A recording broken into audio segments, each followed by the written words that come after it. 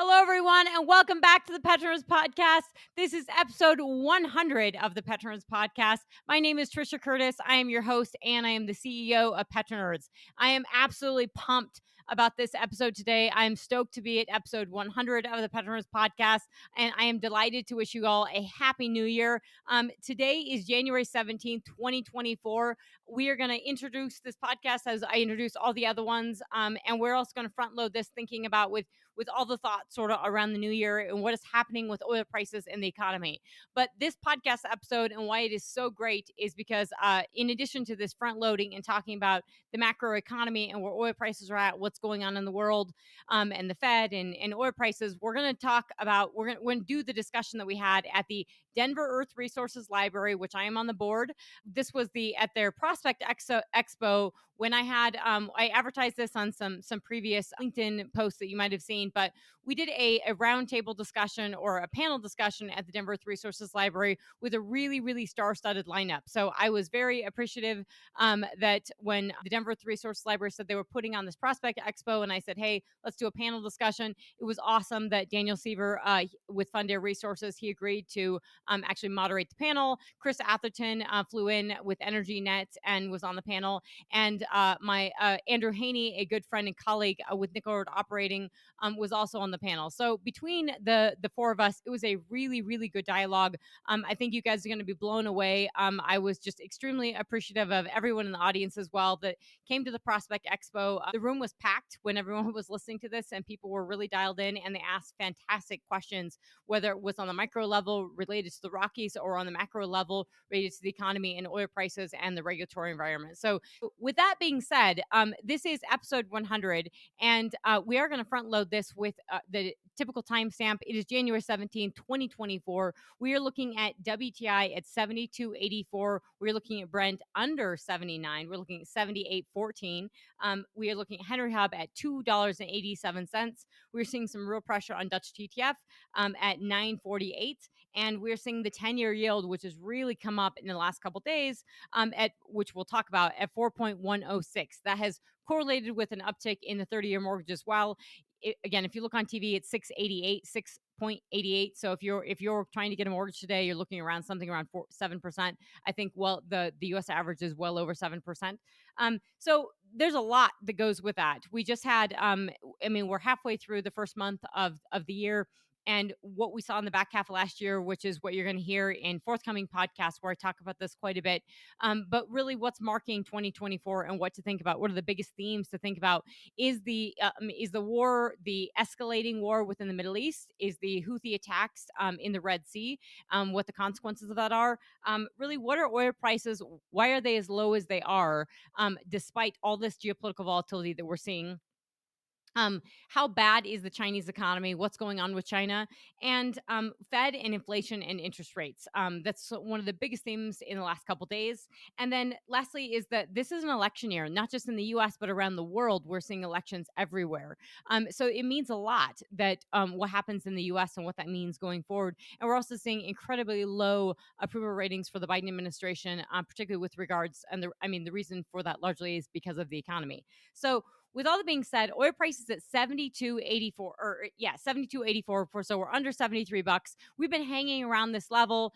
We really saw extremely thin trading volume at the end of this year when at the end of 2023 around Christmas time, you had very thin trading volume. And that was really when, you saw prices actually go down to $69 a barrel. And that was despite the ramp up in these attacks on commercial shipping vessels within the Red Sea. So the Red Sea is a major transit route where you have the Suez Canal, which connects to Egypt, and then it gets you into the Mediterranean Sea to where then you can access Europe. So a lot of what Europe is getting is coming through the Suez Canal. And now ships are basically not, if you are a UK ship or you're a US ship, you're actually not getting insured right now because the US and the UK have begun airstrikes as of just basically several days ago on these Houthi rebels. Now, the Houthis are an Iranian-backed group, just like Hezbollah, just like Hamas. They are you've probably heard of them before because if you look at a map of Saudi Arabia and you look at the country that's just touching and south of Saudi Arabia, also part of this Red Sea, when you look at the Bab el Mandeb Strait, which is a choke point right at the bottom there. So Suez Canal's at the top, Red Sea in the middle, and that choke point, that strait right there at the bottom, that's connected with Yemen.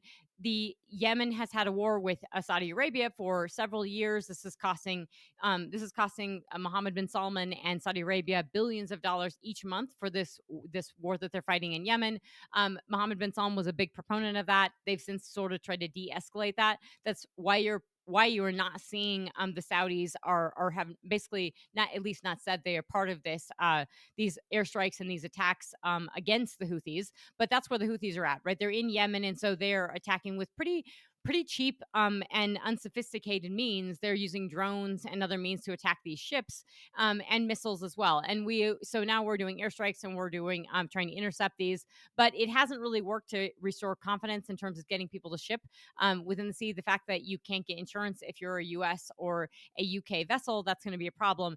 We've seen Shell, we've seen Maersk, we've seen a lot of folks basically say they're not shipping. You're now seeing LNG trade, which is about 5 BCF a day, is moving through the Red Sea and up through the Suez Canal. So that is going to impact LNG prices. Now, more broadly, the fact that we're not seeing this, the fact that we have an escalating situation where Iran is looking to actually escalate this war outside of the Israel-Hamas, that focal point, which is still very much ongoing, and we still see that fighting continue. The fact that Iran is looking to escalate this, the fact that we are not actually seeing oil prices go up in tandem is very interesting. And you have a few themes taking place, and that is that you really have those thin trading volumes. You probably have traders not truly understanding the dynamics of the geopolitical ramifications of what's going on, really not appreciating how significant these players are, and really not appreciating that we have two hot wars and one that's looking to get exacerbated further,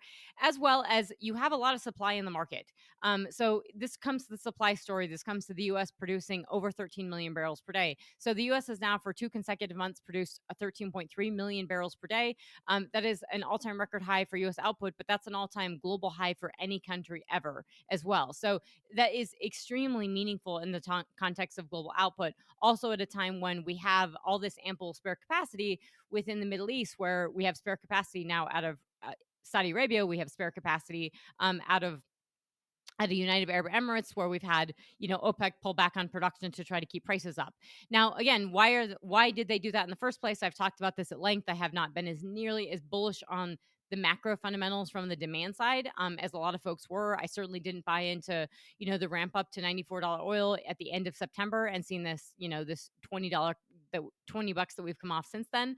But that all being said, and what that means is that you have all the spare capacity. You have U.S. producing a ton of crude oil, so you have to absorb it. And the fact that we have these geopolitical tensions within the global economy, and we're not seeing oil prices higher, means that yes, we have supply, but it also means that demand doesn't look that great. And so we know that within the UK, inflation we just saw an inflation read up. We saw an inflation read up for the US as well for December. We know that Germany isn't going into recession. We know that Europe is headlong into recession, and their figures, the fact that they've suffered such high inflation for so long, they're really feeling it. And we are seeing actual oil demand come down within Europe, within Germany specifically.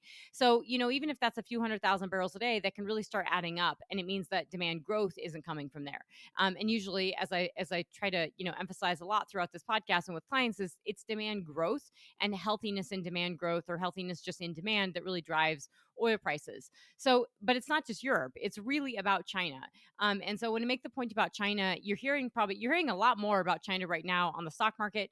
And that is because we just had the Taiwanese elections, and Taiwan elected the current party, the DPP, the Democratic People's Party, which is not what Beijing or China wanted, because that party is more, they're not necessarily saying they're going to become an independent country and they're going to say that they're, and cause a war tomorrow, but they are definitely more vocal. They're definitely closer to the US, and they're not the other two parties, which China wanted more. So it's going to increase tensions over time, and it's certainly not something that Beijing wanted to see. So you're hearing about China there. You're also seeing a slug of data that came out last night on China. 14%. Now, this is in addition to, every data point that we see. But last night we actually saw China come out in the last couple of days. They reissued their youth unemployment figure that they had actually they had gotten rid of that figure in, which is kind of hilarious because and none of these figures are real. We know that they're all cooked, but the fact that when they have to get rid of one, that is really telling. It means that it's really not good. So they changed this figure. They changed how they get to this number, and they came out with their youth unemployment figure. When they issued it last time, it was over 21% in July, at the midpoint in July of 2023. Now they've come out with it, and it's down all the way down to 14 point something. Now, 14 point something is nothing to be really proud about. That's a really high unemployment figure, youth unemployment figure. That's for ages 16 to 24-year-olds that are not actually in so they're not in school. So I wouldn't believe the figure in and of itself. You also saw a ton of other data, which basically they were at Davos, and the one of their economic individuals, Chinese economic individuals, said that the GDP rate for China for 2023 was 5.2%, which is just remarkable because there's no way that, they projected it to be 5.3%. It came in at 5.2%. There's no way. They just don't have a healthy enough economy to support that. And this is where it really gets into oil demand.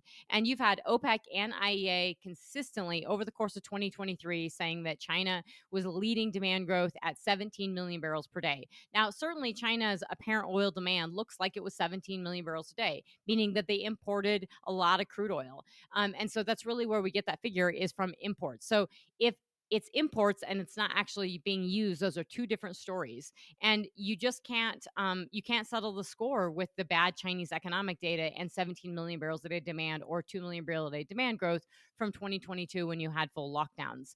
And that's because the housing data, so they basically put up retail sales and they put up all the data points yesterday, and they were supposedly pretty good. Now, that doesn't make sense when the Hang Seng and all the stock market indices are just plummeting, as well as real estate. And real estate was down because housing prices were down another month. And this is the worst we've seen basically since 2007. We haven't seen this bad of a situation in 15 years. So, and we know that it's always worse than they say it is. So it's really a palpable, tangible situation within China from the economic situation. And the reason you hear so many people saying, yeah, you don't just double down and because Chinese stocks are so cheap. The reason you can't do that, you never really could do that. But the fact that the Chinese people don't even do that, and the fact that they've invested so heavily in their in property, it's because that the stock market side really isn't real. And there's a really great report that came out by the bipartisan.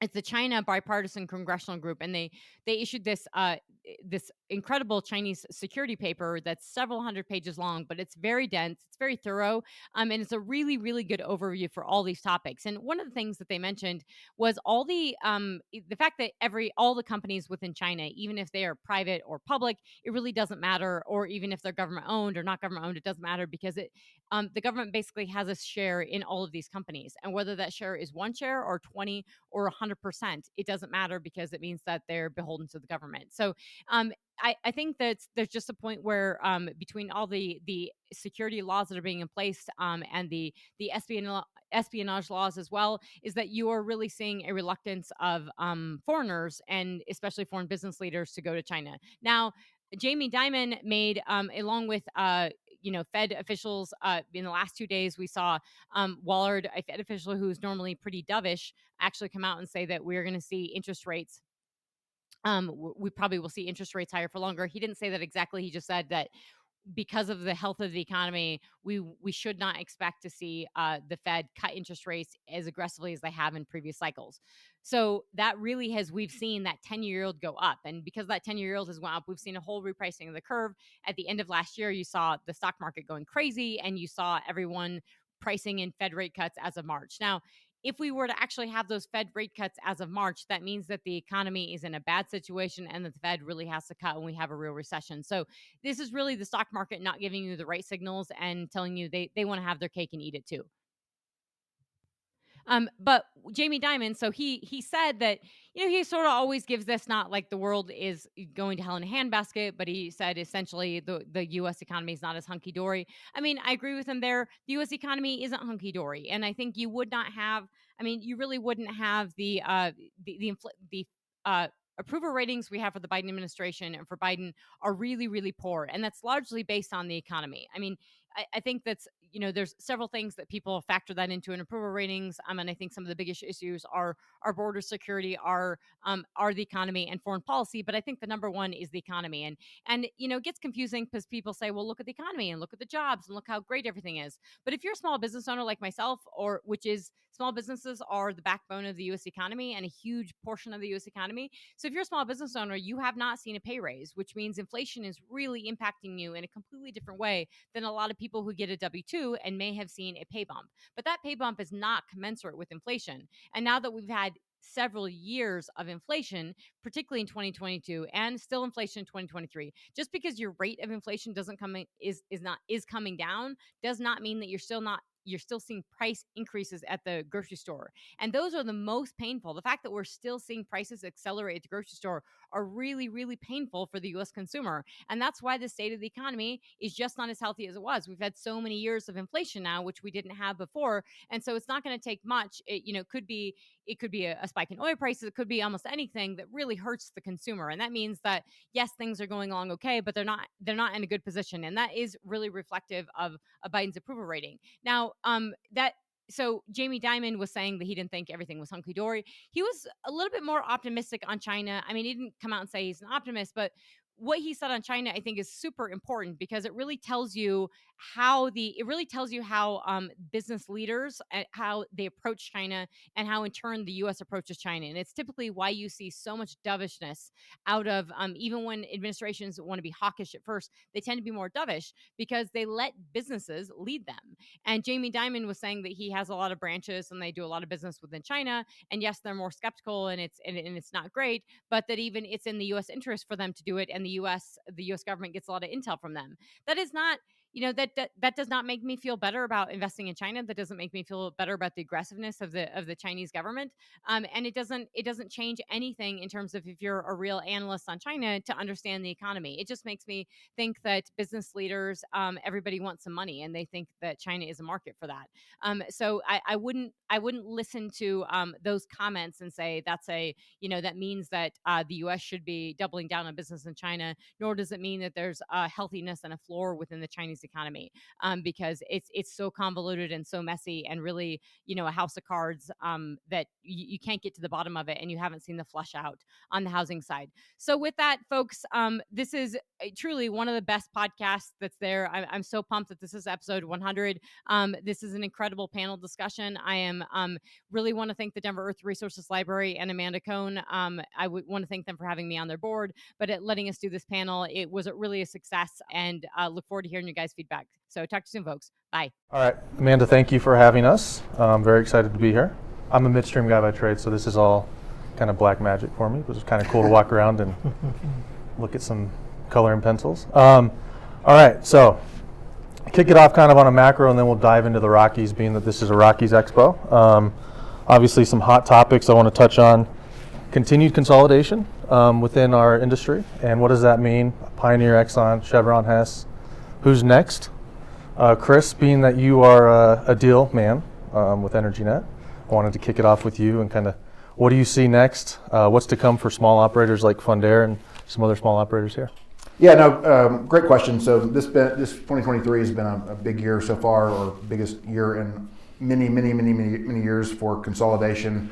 Prior to Exxon, Pioneer, and Chevron Hess, you had Exxon buying Denbury, Chevron buying PDC Energy. You also had Ranger, the Canadians buying, Baytex buying Ranger.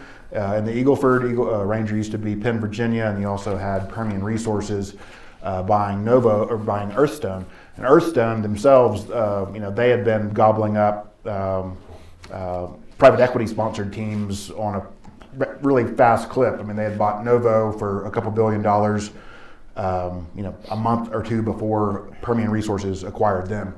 So with the groups, I guess starting first, like with the groups like a Ranger or an Earthstone or Silverbow or other small to mid cap publicly traded companies, it's really try to scale up and get big and get relevant quick, or you don't have access to capital. And I kind of view these things through more of a generalist financial viewpoint of, if you're a generalist investor and you're going to allocate capital to energy, buy Exxon, buy Chevron, buy Oxy, buy EOG, buy Pioneer. But as you get to a small cap, there's less reason for those to get the investment love from the generalist investment community or pension fund, things like that. So they're trying to get big quick. It is interesting that some of the comments that Scott Sheffield made, that it's very difficult for a large independent to remain a large independent. I mean, it is a treadmill. So it was a great finish for Pioneer, but I think it says a lot about independent publicly traded companies, that they need a bigger balance sheet because it is a treadmill. I do think if you look at the map in the Midland Basin where Pioneer's acreage overlaps with ExxonMobil's, it's just immense. I mean, it's the mothership, it's a factory. And then with Chevron buying Hess, I mean, Guyana's probably the jewel, but they also get the Williston Basin with it. But I think we will continue to see, with the recent kind of downturn in price, maybe a little bit of pause, and you've seen Marathon, Conoco, Devon all publicly state that they're fine just being themselves. While there is a lot of rumors floating around that there would be a next kind of consolidation mega merger. I do think you see BP and Shell off to the side. I don't really see them doing anything. I mean, my personal opinion, I don't really see EOG or Oxy doing anything. Company, nature of those companies, and Oxy still digesting Anadarko. I would think that Conoco would love to have, Diamondback or somebody like that in their portfolio. And I think you'll continue to see kind of in the, Permian Resources and Earthstone were of similar size. I think you will continue to see two similar companies in a similar basin or have complementary assets combining to get bigger scale. Yes. I'll build on that. That's great. I mean, you're the expert, Chris, but I will throw it in there from an engineer's perspective, kind of how I think about the underpinning of all this is, and this is a little bit of a nod to Ryan Fiesel at JP Morgan, who hosted a energy finance breakfaster this year, and he really kind of nailed it and kind of the way things were setting up. But you have a picture where we as an industry were leveraged for so long at such a high level, and then after COVID and going through COVID, we became unlevered, essentially. And now with all this additional cash flow coming with rising prices, companies have gone to, paying back their debt to become debt-free. They've gone to issuing dividends, fixed and variable. They've gone to buying back their own shares, and yet there's still this excess cash that remains. And what do we do with this cash? And it felt like coming into the year, the setup was very much where people were going to be focused on getting quality inventory. And it was either that or grow more, and boards and market analysts weren't super excited to see people start growing again and start going down that road, rather focus on profitability. So then there's this push towards where do we get this quality inventory? And so that seems to have played itself out a bit. And then to the point you're making about some of these transactions, the small cap to large cap, it's a big deal, right? I mean, Chevron and PDC and the DJ was a major transaction. Chevron had this trading multiple of 6 EV, enterprise value over EBITDA, and then you had PDC with a 3. And so you're literally going out there and you're picking up this company by issuing some shares, and then you're moving those barrels over into a different column, and you're increasing the value by doing it that way. So there's those kind of things at play where there's gravity, and it feels like there's room for more of that. Yeah, so I'm going to take the liberty before I jump into the acquisition thing, just to say that to thank you all for being here. I think it's a really nice representation to have a group of folks in Denver talking about oil and gas, because I think we forget that this city is an oil and gas hub and a city, and that the Rockies are part of that. So it's great to see that True has their own beer, which is pretty awesome. And I'm a total nerd, as you know, Petronerds. So I love the rocks, and I'm privileged to be on the board of the Denver Earth Resources Library, and did have a hand on putting this together, and we will be turning this into a podcast, so just forewarned. So on the acquisitions, I think, we're at $75 oil. So to Chris's point, and just echoing both of these guys, $75 oil is not probably the price you could see acquisitions here. I do think there's probably a little bit of a cool off. I have not been on the bandwagon that there would be this massive wave. Although it was interesting to see Exxon and Chevron back to back. I think that was probably a little bit of game of they had this working in the system, and then these just came through at the same time. I think they're pretty solid. I think it's really great to hear Darren Woods, the CEO of Exxon, actually start talking about the rock again, start talking about technology. I mean, I love Pioneer, but if you look at their decline curves for the Permian, they haven't been amazing. And so that is part of it's really nice to hear Darren Woods say, we think we can do more with this. And I think we need to be thinking, I think they can do more with it. So it's a positive thing on that front. When we see consolidation here in Colorado, it's a little bit of a different story. I mean, the reason we tend to have consolidation in Colorado is partly because of the fact of the regulatory environment and the limited ability to get permits. And obviously, Nickel Road has a lot of permits and is doing great, and their operators that are extremely successful, like Fundare and Nickel Road. But I think you have to put the acquisition environment is not the same across the country.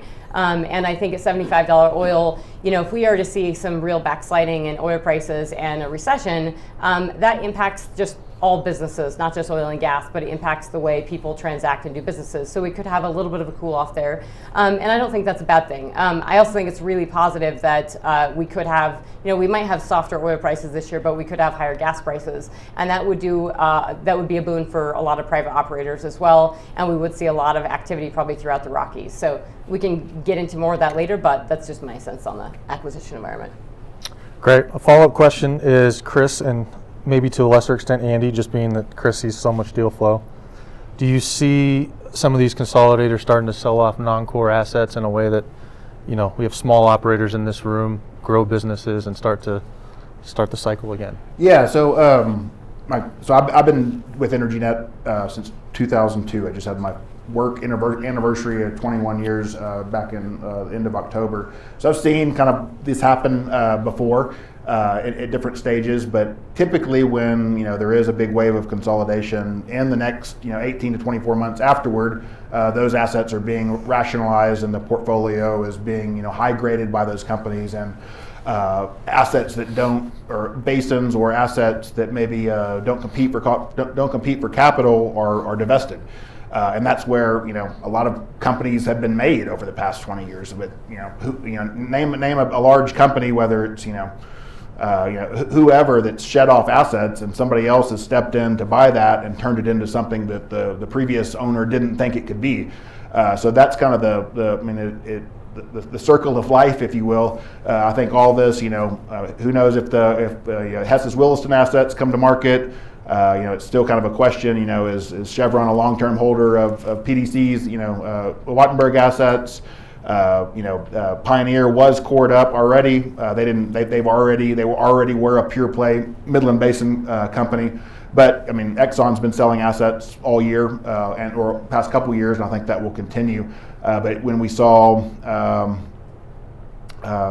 BHP buy BP or BP buy BHP's assets a number of years ago, there was a big wave of selling after that.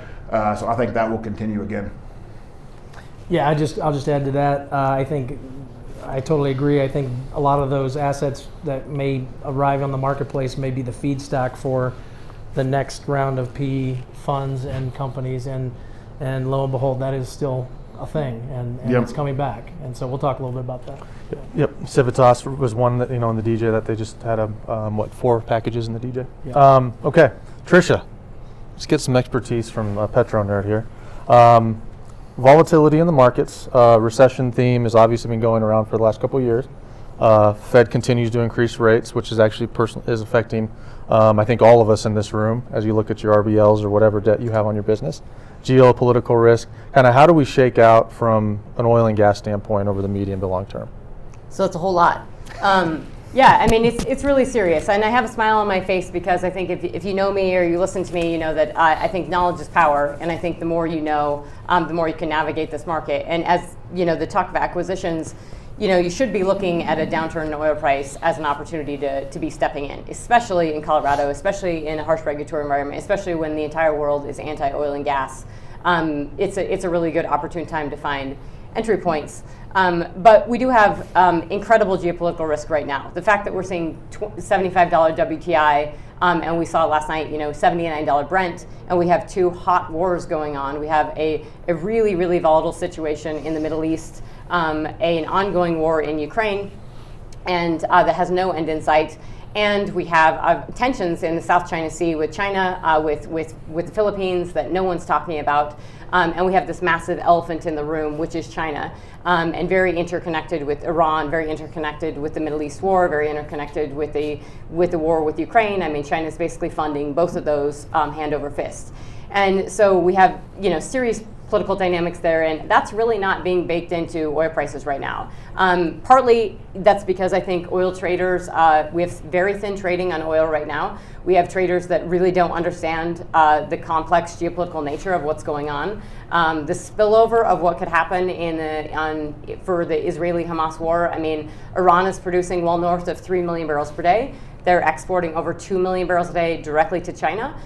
If you just put that at $80 WTI, we're looking at $4.8 billion a month that China's giving to Iran. So no, they're plenty well funded, and they damn well funded the Hamas and Hezbollah. So it is they're not proxies; they're actual proxies.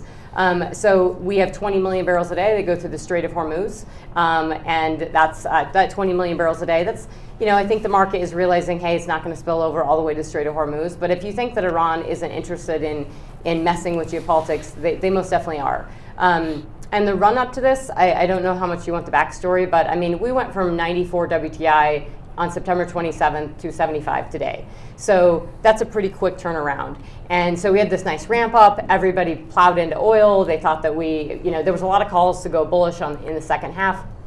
And then we had this immediate pullback. And part of that pullback was obviously we were too far up. So you have a lot of people asking, what is the fundamental price of oil? Where should we be? Is it $60 oil and we've got a $20 risk premium on top of it? And then we have to start asking, okay, really, where is demand then? And I have not bought into the 17 million barrel a day, 2 million barrel a day demand growth from China all year. The China weakness is so serious. I mean, it is palpable how bad business is in China. The government overhang, I mean, it's not overhang, it is government's hand in everything, twisting it around. People are business leaders are getting arrested, foreign business leaders. You're not seeing a lot of foreigners go to China anymore. You're seeing increasingly Western business leaders choose not to go to China because they're nervous about getting arrested. So and you have a property market that is 30% of their economy that is just going into the dumps. And even major cities like Beijing and Shanghai have seen property price declines. So that in and of itself would pull the Chinese economy down and would actually pull the world economy down. So it's interesting that the International Energy Agency all year has shown this 2 million barrel a day demand growth at 17 million barrels a day for China. And something's just off there, right? You can't have your cake and eat it too. So clearly they're not demanding 17 million barrels a day if we're at $75 WTI. And part of that's because they were importing a lot of crude oil. They're probably stockpiling some of that. And then they were importing a lot. And in this recent refining run-up that you've seen where refineries have been making a lot of money, that's kind of over now with refining margins. But they wanted to play a part of that, so they were refining a bunch, and now they have all this product. Which is going onto the world market. Russia has been extremely resilient. They're producing 11 million barrels per day, and they're exporting as much as they were exporting pre-war in Ukraine. It's just going largely to India and into China, but it's just moving around the globe. And we are producing 13 million barrels a day. You don't hear anyone on TV talking about that. You certainly don't hear the White House talking about that. But we are producing 13 million barrels a day. We are all-time record highs for oil and gas production with less rigs, way less rigs than we had pre-COVID. And part of this is because we're doing longer laterals. The tiered acreage, I love to debate it and talk about it. Chris and I debated it and talked about it in the podcast he was on with me. And I think tier 1, tier 3, tier 4 acreage, we talk about all these tiers, but what private companies like Fundare and Nickel Road tend to do with so-called lesser tiers is they develop it and they turn it into tier 1 acreage, and then it gets bought up or consolidated. So there's a really positive story in US oil and gas, but sometimes there's all these complex issues and you have to dissect them and then bring them back together and understand how they impact your business. So these geopolitical complexities are huge. They're weighing they're misunderstood. They're not being funneled, I think, appropriately into prices.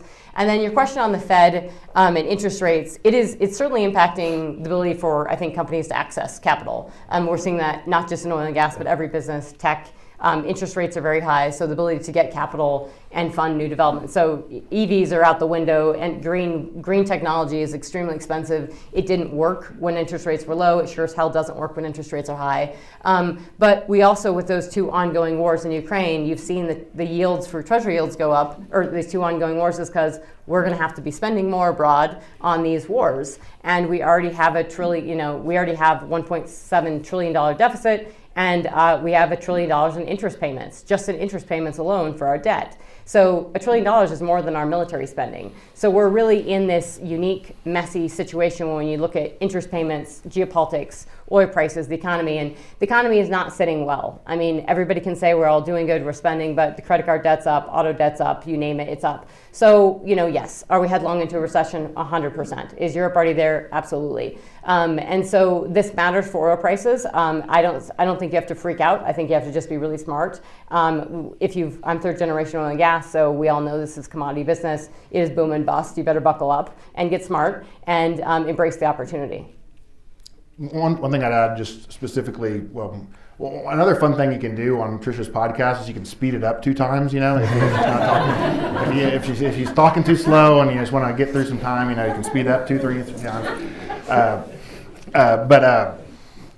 Specifically towards U.S. upstream acquisitions and investments for 15 years, kind of PDP, PV10 has been kind of religion. I should get PV10 for my production, but interest rates have gone up so fast in 18 months, 24 months that I can put I don't have $50 million, but if I had $50 million that I was going to spend on a PDP deal, I can also put that in a 6% certificate of deposit. And that seems a lot less risky than the PDP deal. Or if I need to get bank debt to buy a PDP deal, the bank debt's going to be probably at least 8.5%, 9%, I would think, on a good day, with a good lender that likes me. But you can't. So what we've seen is the multiples or the transactions. And if you look at all these large transactions that have gone on in 2023 and late 2022, these huge companies are trading at 2.5 times earnings or 3.5 times earnings. And it used to be, 4 or 5 years ago, 5 times earnings, 6 times earnings used to be kind of pretty standard, I would think. But the multiples have gone down also because the way that E&Ps trade have gone down.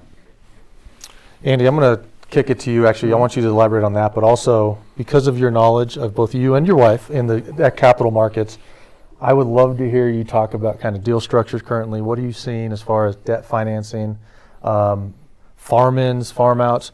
What structures are getting done in the oil and gas space today? Is there money, is there capital, either on the equity side or the debt side? Yeah, people are getting creative, that's for sure, because the access to capital, that crunch of capital is real, the high cost of capital.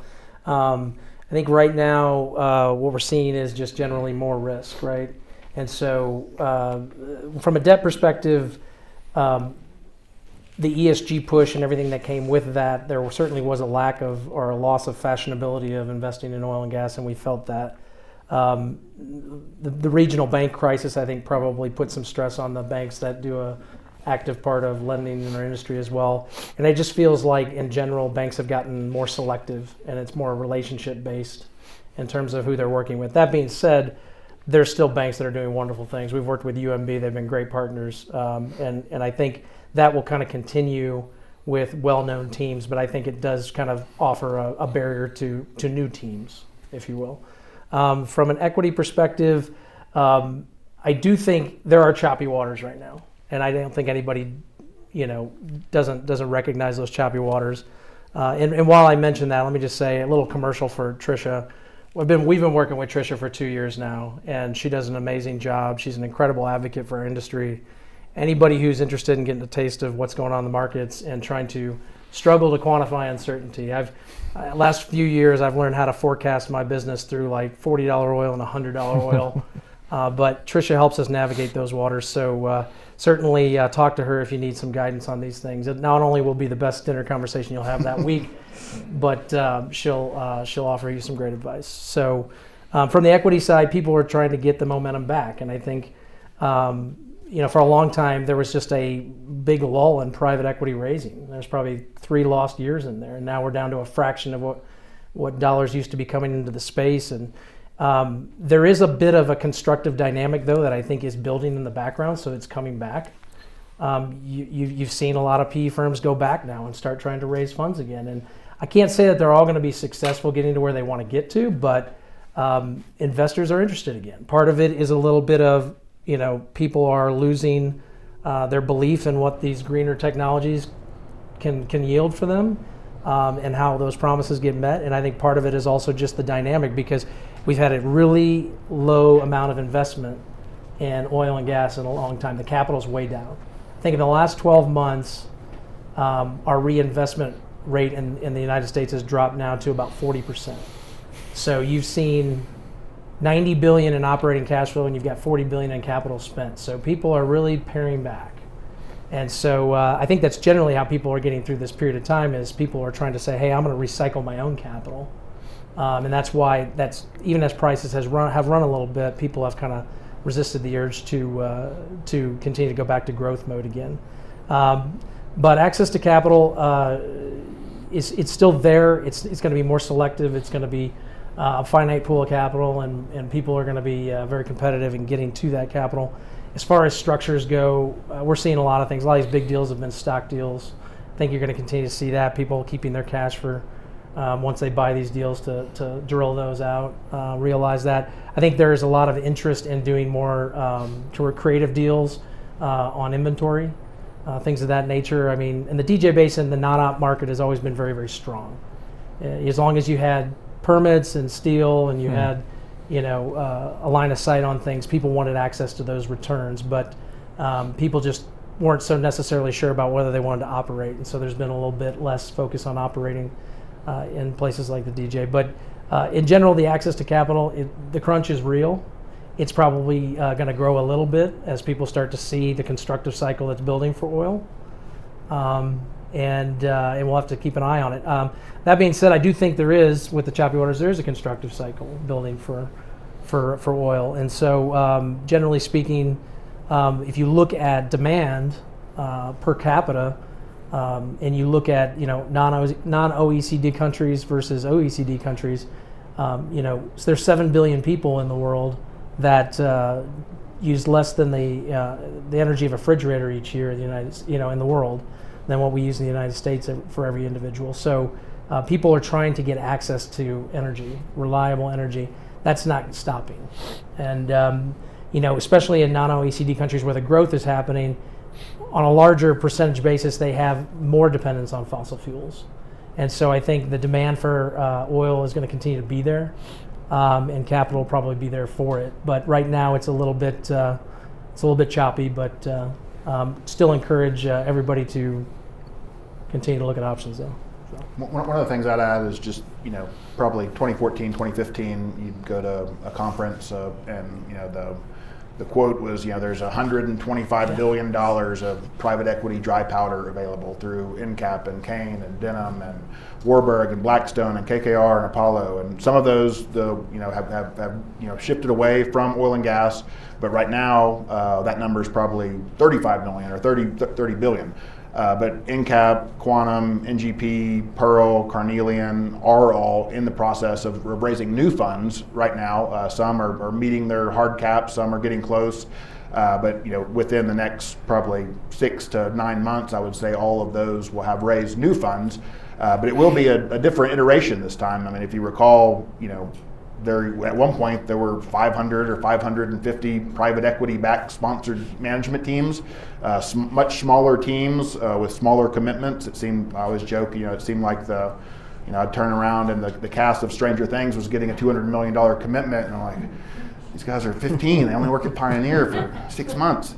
But this next iteration is much larger teams so far. It's, like Double Eagle has $2 billion. Rockcliffe is worth, $5 billion. Athon is worth a couple $1 billion. Much larger commitments to go after bigger asset acquisitions. The kind of lease and flip is not there right now, or it's not necessarily coming back, but it will be interesting, kind of as we talked about, as these mega mergers have happened over the past, 18 to 36 months, as those assets get shed, We saw, you'll see private equity sponsored teams that know the Eagle Ford or know the DJ or know the Williston pick that up and build it into something big again.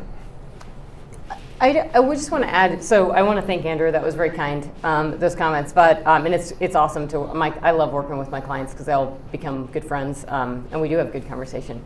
But I will say that the acquisition environment, I think you have to realize that in the context of how the Chevron acquisition of Hess and the Exxon acquisition of Pioneer, how it was touted on CNBC, on Bloomberg, on the FT, and Wall Street Journal was in the context of the energy transition. And these were all stock deals. So it was basically what the market was allowing them to do, and what the street was allowing them to do. Chevron got penalized a little bit, not massively. They're okay with that. I mean, I would be. Guyana's amazing. The Wilson rock is incredible. And if you know Hess, you know that this is great rock, especially in the Wilson. So, I mean, but you have to think about these are all stock acquisitions. These weren't we didn't just buy them and gobble them up. They have a ton of money, all these companies do, so they need to do something with it, and they want more production, they want more resources. But the way it was talked about, the way it was discussed on the market was that, oh, well, we're gonna need oil for a few more years, so I guess it makes sense. And you have to realize that that's not true. It's incredibly naive, but it's how the market is selling it. And so it's difficult that's not selling it to a long-only investor. That's not saying, hey, I'm Exxon, buy my stock for the long term, because the market is still treating this as though these guys are only going to be around for a few more years. And that's why I think it's incredibly important to be having these conversations, to be, truly allowing people like me to be out there talking about this stuff, because you have to have another voice in the market saying, no, these companies are going to be around for decades and decades and decades, and you have to invest in them so that they can reinvest and put the drill bit into the ground and drill and produce oil. And all of the course of last year, people should have been drilling and producing oil. All of the course of 2021, actually, and frankly, all of the course of 2020, you should at least been drilling and completing. You didn't have to turn the wells on, but you should have been active as opposed to running scared, because you've probably been around this business. But we have to really understand that acquisition environment and the lack of capital. Yes, we can still get capital, and I think over the next few years you'll see creative capital, but we have to be really smart that look at the funds, how much they've dropped. The ability for, Chris was on a panel when we met in June this year in Dallas for the Oklahoma Petroleum Alliance meeting. And he was with a gentleman from NGP. And NGP was talking about how their fund was half of what it was before, even though the returns on these investments are better than they've ever been. Oil and gas is making more money than it's ever made, and it's profitable. And you're able to actually use your own cash flow into operations. This is what everyone wanted the industry to do, but you can't, your multiples on these companies are crap. And so you have to, these public companies need to be out there telling the story. People need to be out there telling the market why they need to invest in oil and gas and taking the narrative back. But it's really important to see that, I'm not saying it's just dwindled a little bit. You're seeing from the credit side, you're seeing the ability to get insurance. The ESG movement and the energy transition movement and the anti-oil and gas movement is serious. And there has to be a big, significant pushback against it. And you guys in this room are it. Everybody has to play their part, but it is real in terms of the lack of capital access. Yes, you can get it, but we should be getting much, much more given the profitability of this industry and how good everyone is doing, the longer laterals, the ability to get more with less. We should be seeing a lot more funding into this space. Thanks, Trisha. Let's jump into the Rockies. We got about 15 minutes here. Chris, I want you to kick this off. When we at Fundare, Cody and I always talk about how do we get Rockies valuations up with Midland Basin, Delaware Basin, Haynesville to some extent. What are you seeing from Rockies versus other basins on kind of price, and is it an inventory issue? I would say that there's been less general A&D activity in the DJ Basin. I think it is quality rock, and I think from an A&D perspective, there are fewer opportunities. There's only, we can only knock on Civitas's door so many times, Oxy's door so many times, Chevron's door. There's fewer operators in kind of the core of the DJ Basin, fewer opportunities, so you see less deal flow. I do think the rock quality is is tier one rock quality. I do think that the regulatory environment scares people away that aren't in the basin, that think that, if they were to make an acquisition, what am I getting myself into? Am I getting myself into a California situation or offshore BOEM type situation? For new entrants, like right now in the Permian and Midland Delaware Basin, a new entrant will jump in, without seeing how shallow the water is. They'll cannonball in, off the high dive, and if they have an opportunity. DJ Basin in Colorado specifically, people are a little less wary, so it just the competition for those specific opportunities or assets not as great. I would say. Any of that? This is where I'm supposed to push back on that. Yeah. No, I mean that's right. I mean, listen, the regulatory environment in Colorado is very challenging. Not every acre is created equal, right? So it depends on what your zip code is, and so I think there still will be interest in assets that are culturally less sensitive. I think it depends on operator quality. I think I think private operators are probably still advantaged to some degree because we get to kind of put our head down and focus on staying in our lane and doing our thing. I think the public companies feel more pressure in terms of what they're being asked to take on, or the scope that they may be trying to take away. But I think in general, yes, the DJ has great rock, and we have great return of capital and efficiency, and so where you can get permits and move forward, there's going to be continued focus and continued investment. But I think the pace of permitting is kind of what I keep a close eye on. We were at about 1,000 permits about a year ago, and we had a rig count of about close to 20, and now we're down to about a dozen rigs, and we have a permit count of under 700. So the question will be, can the new regime settle in? Can the permits continue to feed new activity? The quality of the resource is definitely there. It's just going to be a matter of watching some of the rulemakings, and hopefully there will remain interest there. Trisha, all good? I mean, I have plenty to say, but we can move on if you want. Well, let's just hand it over. Well, let's go to, I want to hand it back to Andy. 2 in a row. Because I think, let's talk about services. Okay.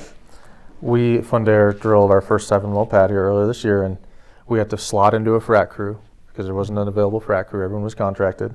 Casing was at all-time highs. And what I hear is it's now twice 50% is what it was a year ago. So how is that coming back? Are you seeing that are you able to find frac crews, drilling rigs, labor, steel?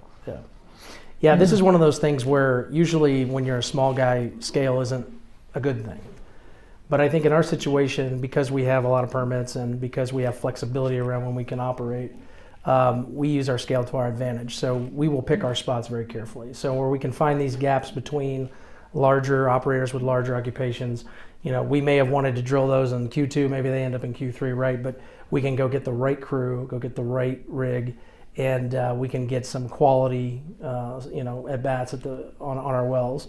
The other thing is, as a small operator, or just in general, to try and combat some of the increases in costs over the last year and a half, is try to get a little more creative, right? I mean, we're not part of a big company, so we don't have a belief system. We just try to find 10 to 20% improvement in everything we do. So we'll go out there and we'll try to figure out, like, okay, maybe we don't need rotary steerable. Okay, maybe we don't need to pump all of that proppant. And we won't spend money on some things that other people will spend money on. But the general thing there is trying to find ways to buffer to that. And I will say this as well, though. There's a strong relationship between WTI lagging over time and service costs, right? And so we've started to see that now coming back down. Steel's come down, completions is modulating.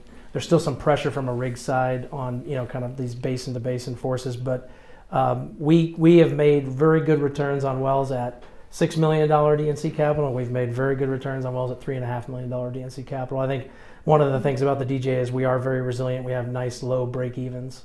So, but being small is nice because when you have a continuous program, you have to kind of take the good with the bad, and being small, you can be a little more nimble.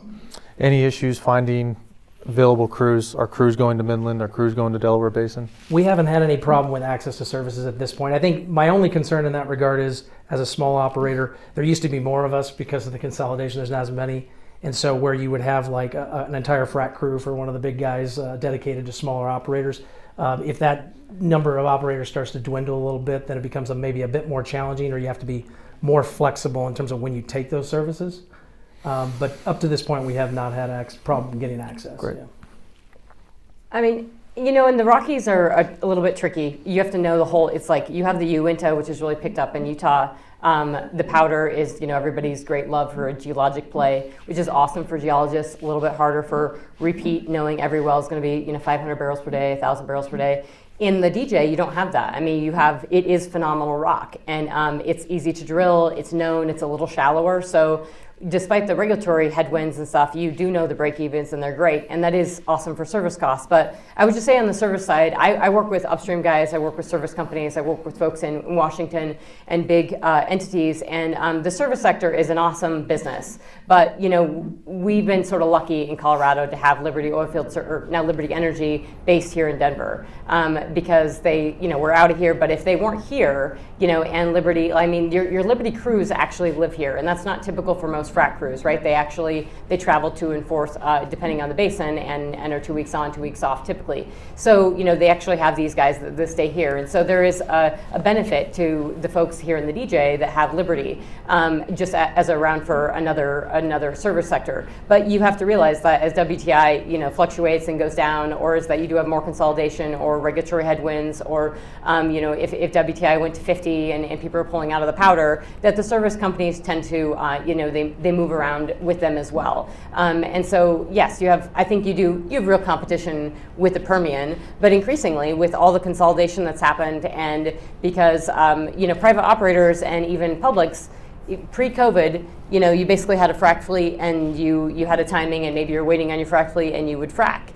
Post-COVID, people will just drill their wells, and they might sit on them for a little bit, and this is like this is everywhere, and then maybe they'll grab that frac crew, because they're just, and that's hard for a lot of folks to navigate, and then it's hard for folks to sort of slot in. It's hard for the service guys. But I can tell you that you do, as the upstream guys and the service guys, need to be talking closely right now, because when prices come down and people freak out, they need to calm down and not freak out, because you're already hearing operators say, hey, we need the service costs to come down. You're hearing service guys say, hey, we haven't had the inflation come down, and yes, steel and pipe and all that's come down in price, but our labor costs went way up, and so we've got to get there. And you need the service companies to stay in business for the hard times, because if they go out of business, then you have no competition, and then your prices just go up. So you need this. We are a unique country in that we have this amazing, incredible, nimble service sector that's really allowed the unconventional shale revolution to happen, and we need to be cognizant of that, because if it's not around, and if you don't have that competition and folks in the space,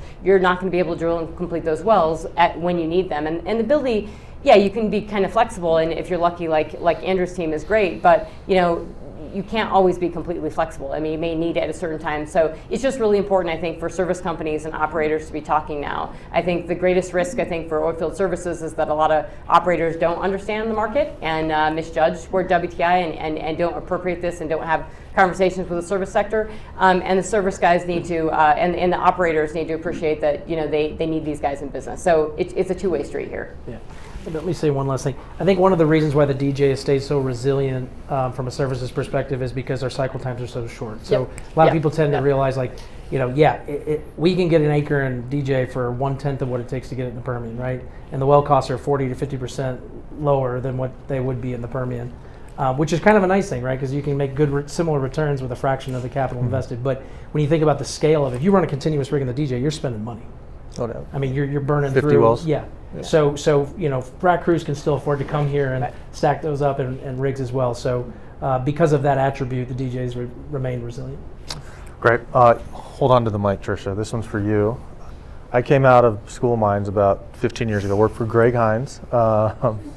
Raise your hand, Greg. Tell everyone you're here. We were a gas player. Trisha, I would love for you to spend a little time talking about natural gas coming out of the Rockies, and even more macro too, but when will Rockies gas get some love? Piceance, coal bed methane powder, Jonah, Uinta Basin has some gas plays, so when will Rockies get some gas love?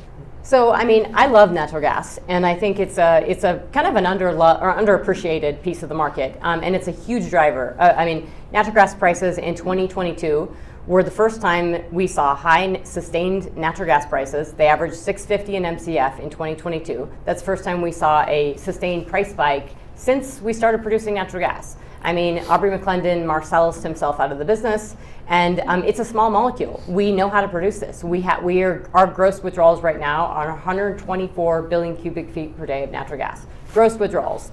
Obviously, not all of that's marketed. Just for perspective, the global market for natural gas is about 400 billion cubic feet per day. So we're producing more than a quarter of that. Our ability to produce more, as almost all of you know in this room, is very, very easy. I mean, you tell the guys to go and they're gonna go, and we're gonna be producing a crap ton. So it really comes to price. And we do need more LNG export capacity. We need some redundancy in that, but we truly need pipelines. And so we need prices to be sustained. And that's tricky because it involves weather. Unlike Europe, we actually have a very robust natural gas storage, system. So we have a lot of natural gas in storage, and so whenever the weather gets warm, the storage goes up. Whenever the weather cools down, the storage goes down, and that impacts price. Here in the Rockies, it is about price and it's about takeaway. But I mean, you have to have. I mean, when the problem is the Haynesville, people go to town at $3 an MCF right now. They're like, oh, it's profitable, let's go back.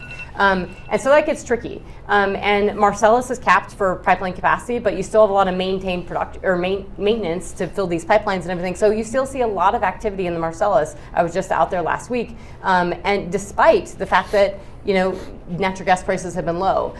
You saw a lot of rigs pull off in the Haynesville, but you have to be careful because a lot of people think, okay, well, natural gas production is going to come down then. No, it's not coming down because you're producing 22 BCF a day of associated gas production in the Permian. And so the tricky thing with oil and natural gas here in the U.S. is that unless oil prices cratered, we're not going to see natural gas production come down. So we really have to have, things like a colder winter in Europe, which we could see. I mean, you're already seeing Dutch TTF prices range around European natural gas prices are ranging around $15 to $17 an MCF, way higher than they were, and that's obviously having an impact on the German economy and their economies. But that's partly because we had a sabotage of a pipeline between Finland and Estonia, this connector pipeline. And if they have a colder winter, yeah, they have storage, quote, some storage, but not what they need. And so prices are the single biggest thing for I think the Rockies. Takeaway, and I mean, as you know, sending it to California, no one wants to talk about that, but that's where a lot of it's going. And California did just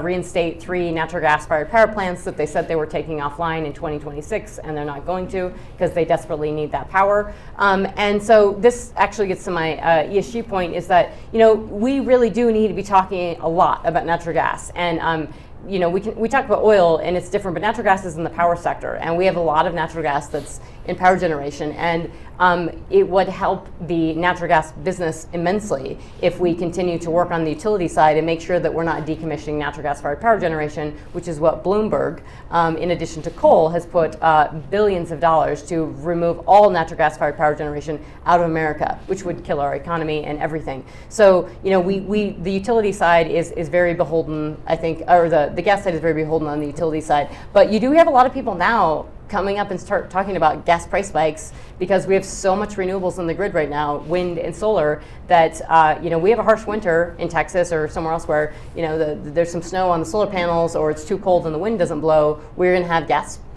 spikes. So I recommend, if you have a lot of gas exposure, when you see 350 for hedge.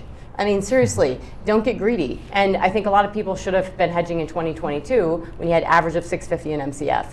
And there was some greed there, or maybe some misunderstandings of the market. But I am very bullish on it, and I think actually that 2024 could, in theory, there's definitely a case to be made where you have softer oil prices in 2024, but a little higher gas prices, and that's just a complete game changer for the business. It creates a really interesting sense of sustainability and a really unique sense for private operators to go to town, and lays the platform for a whole new wave of acquisitions and de-risking. And there's a positive story in any of it, but yeah, I'm extremely bullish on natural gas US and the global demand picture. Great. Chris, are you seeing anything in the M&A market? Rockies gas?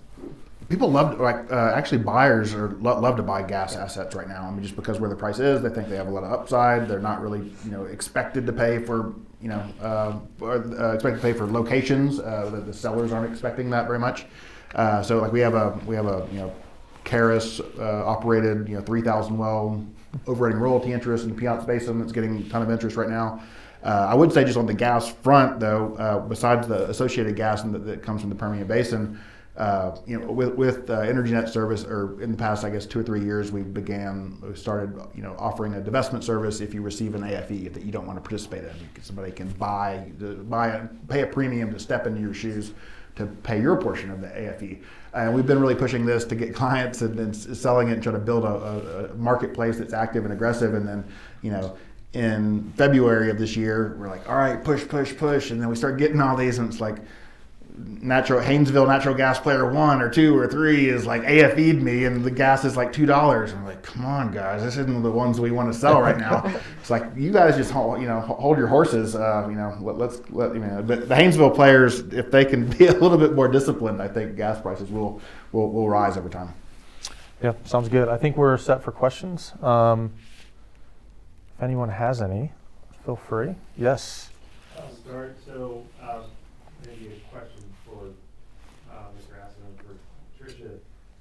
How do companies, when they're looking at potential investments, either an acquisition or, maybe this would go to Andrew also, sort of pricing the political risk into, you all talked a little bit about some of the regulatory issues here in Colorado, and Haney did a great job of saying, well, it's cost per barrel for F&D here is less because you get that.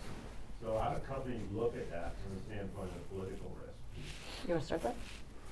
That's a good question. I think what it really comes down to at the end of the day is it's going to come down to what's actionable. I think it just qualifies the level of call it PUD inventory that one would have to walk into. Is probably my first guess. In terms of and that's probably different for people that are looking from within the basin versus people that are coming in from outside the basin. I think that risk premium is probably a little higher. But that's where I would start, and that's where I would think that most of that's going to be generated. Yeah, it's. I'm sorry, there's a pillar behind, so I can't see you, but it's a little bit different depending on. I think about it like the Middle East, right? You have the Middle East is extremely volatile. You need guaranteed a security team, to even do anything in the Middle East. But yet, it's prolific, right? Total, the European, ESG giant of the world, has just said they're putting $27 billion into Iraq. So the amount of activity that you're seeing in the Middle East is massive because all these companies are betting. They know that the energy transition is happening. They know that the ESG thing is all BS, and so they're betting heartily. And so you have to think of that's a risk. There's massive risk there, but you always have very active companies that understand it and know it. And obviously here in the U.S., there's definitely risk.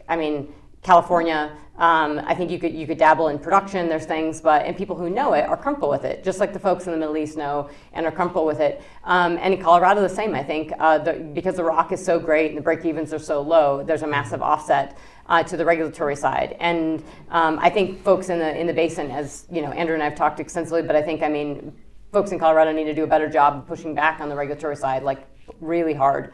And being educated because there's a lot more that Colorado. I think Colorado legislators would like to see the business not here. But it's one piece of a grander risk outlook, and it does get easier. Obviously, I think that's when you see riskier stuff get purchased or into when prices are down.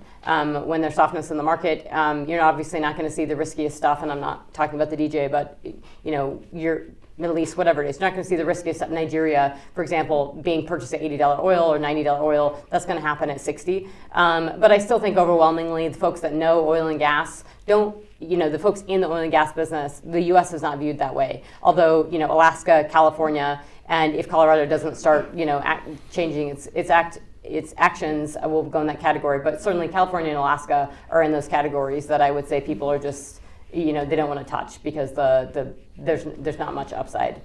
This is kind of an adjacent answer to your question, but not necessarily just all political risk. But what we've seen this year, in the past 18 to 24 months is, the companies that were intent on selling their assets, selling their company or selling all their assets, they as private companies, they ramped up production as many rigs as they could afford.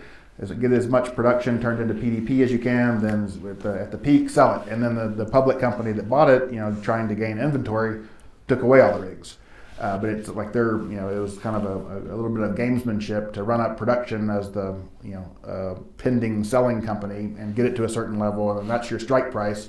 And then the company that buys you wants to have a longer runway for their inventory. So, all these companies are saying we need inventory. Inventory is deplenished, but they're trying to extend that fairway, I think. Yeah, and I would just add, actually, Continental Resources going private.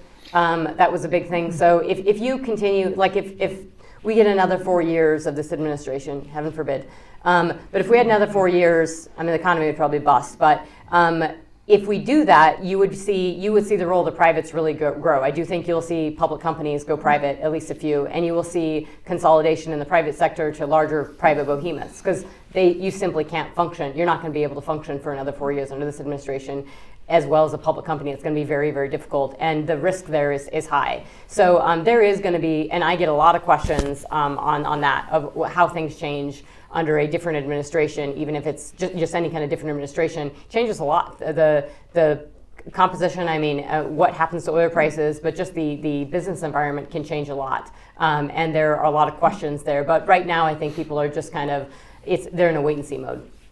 So I'll shut up after this. The regulatory affairs or public affairs gentleman from Civitas spoke at a conference in Texas, and he got up, and the first thing out of his mouth, he says, "I'm from Colorado, and we're your future." So how does that play into sort of the concept of people looking for opportunities in Texas, knowing that potentially the regulatory risk may increase in Texas as well? So he said, "We are your future." Colorado, Okay. the regulatory environment in Colorado. Yeah, is the future. so. Environment is it's the future of Texas. Yeah, well, if that's the case, we're all screwed. Texas is producing 5.6 million barrels per day at a record all-time production. And that's because you do compete. Companies in the DJ have done great, but there's competition for capital between Texas and Colorado, 100%. And you hear it from private equity entities and stuff of like how it's partly, like I said, folks not understanding geopolitical stuff, folks not understanding, partly it's because a lot of folks don't understand the DJ. But that is a risk that, if you allow, if operators, which they have increasingly been over the past 3 years, silent and not talking and not pushing back and not investing, not coming to places like this, not investing in companies like Petronerds, not doing stuff and getting out there and being vocal and letting people understand these risks. If they duck and cover and just say, I heart net zero, that's the risk you're in. You need to be out there, you need to be talking about this, and you have to be pushing back. And it is, Texas is a state where you can build pipelines. The reason people drill and produce for oil in the Permian at how they're doing it is because they know the pipelines are going to come, because you can build them. You don't know that in other states. Haynesville is close to the Gulf Coast, so people feel comfortable with that. But it is really serious. I don't think Texas, just because of the stance of the governor, and I know the local stuff. I know Austin is different, but a lot of it's education, and Texas has the money comes from oil and gas. So I think people need to be vocal and they need to understand that. And you do have to understand. I'll be speaking in Dallas tomorrow, and I'll be spending a lot of time talking about utilities and talking about the energy transition and talking about power generation. So you have to know more than just oil and gas and know how this fits in the broader context, but that education and pushback is incredibly necessary. And that's a really sad statement from someone from Civitas to make. But it's great. It's just sort of like, don't go down the road of Colorado. And that was the cautionary tale there, was don't go down the same road as we do. Thank you. Yeah, good. Along these same lines, basically Biden's change of leasing and rentals and stuff for federal lands has essentially eliminated the chance for exploration, particularly for smaller companies. And all your talk is about existing plays, but we're being stymied for new plays, which I've got 200 million barrels or 800 million if you want to talk. Anyway, but the leasing environment for federal lands is a real stumble. It's huge. I mean, if you look at BLM, even just like under the Biden administration, how much Bureau of Land Management permitting has changed, it's significant. I mean, it changes with every administration, but really, really significant under this administration. You cannot underscore it enough. And Wyoming, I'm from Wyoming, I get it, and the BLM side is huge.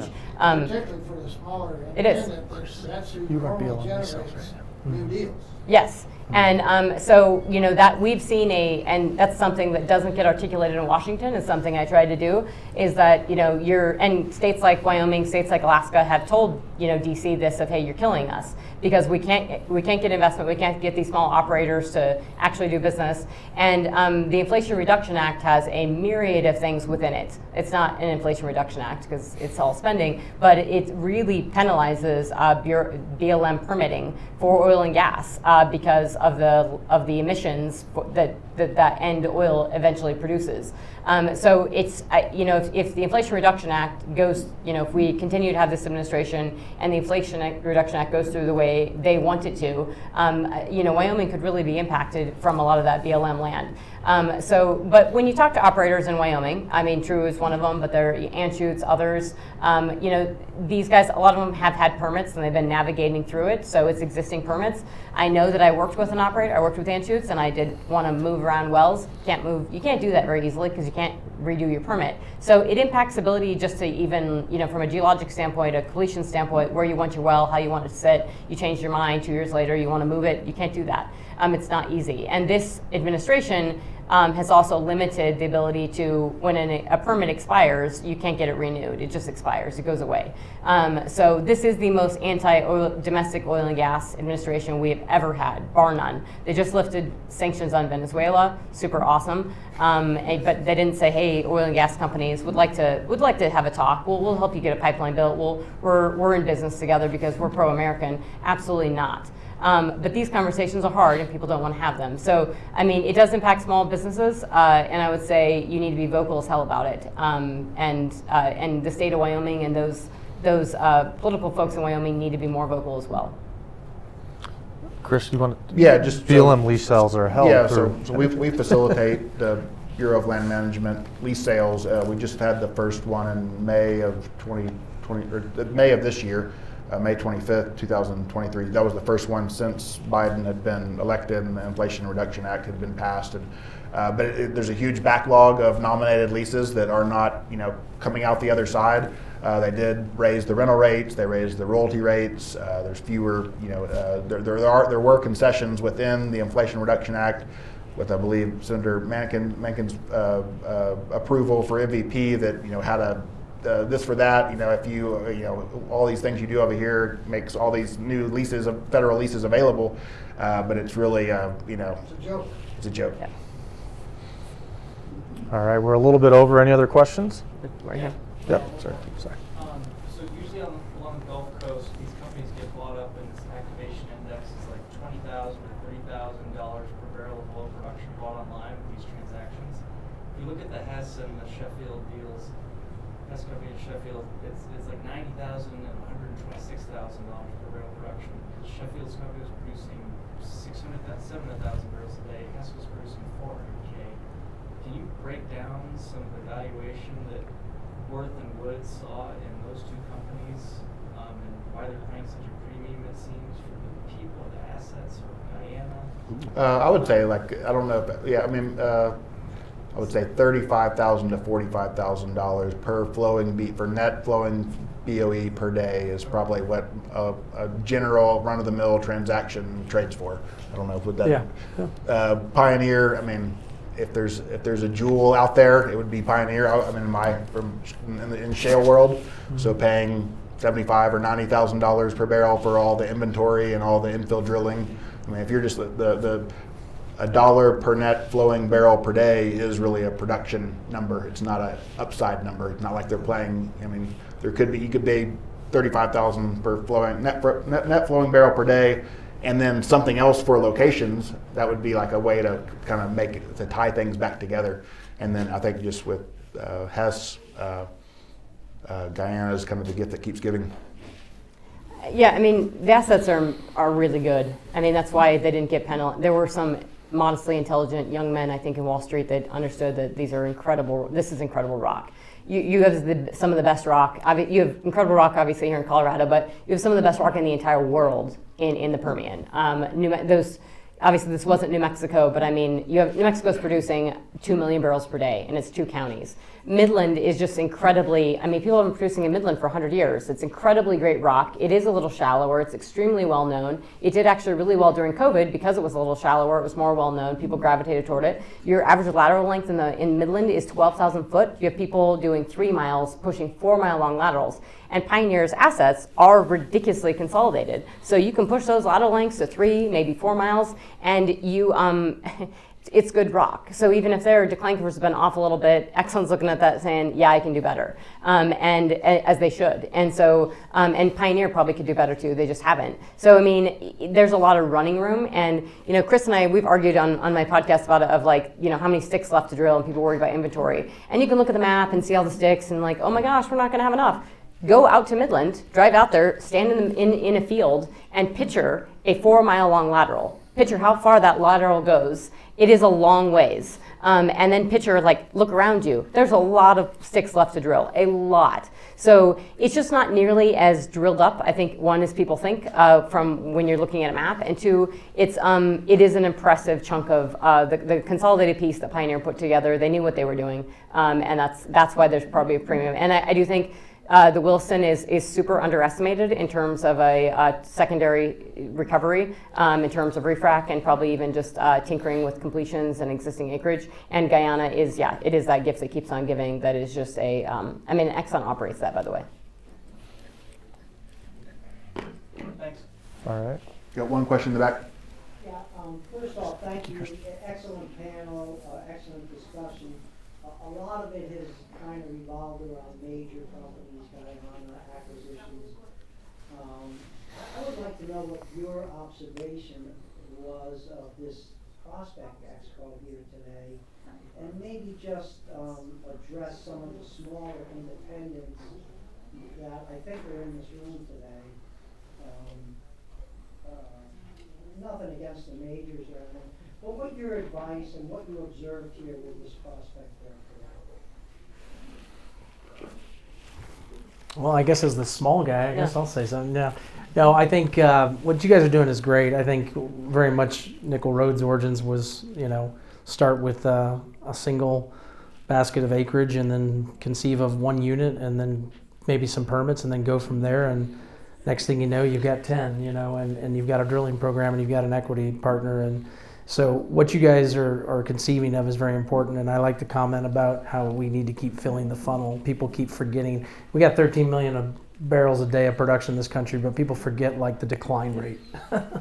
And so we got to keep filling the funnel. And so, we found something unique where we were positioned within the DJ, where we felt like we could live kind of between two things that were very healthy and existed. We have these large companies that operate at a large scale and look for big giant chunks of acreage, and then we had this very healthy kind of inventory of buyers and sellers in small positions or smaller positions of acres and minerals, and we've kind of said, well, but nobody does this and does the operating, right? So we took a group of people that we had been seasoned through larger operators and said, hey, let's organically put these things together, let's elbow our way in, and then let's actually go do this and show everybody that we can compete on a small scale. And so I think in a lot of ways we were able to prove that. Where people thought we couldn't get permits, we could. Where people thought we couldn't execute, we could drill a well for $1 million cheaper. And so what you guys are doing is great. And I think the strength in what you guys are doing is probably in teaming up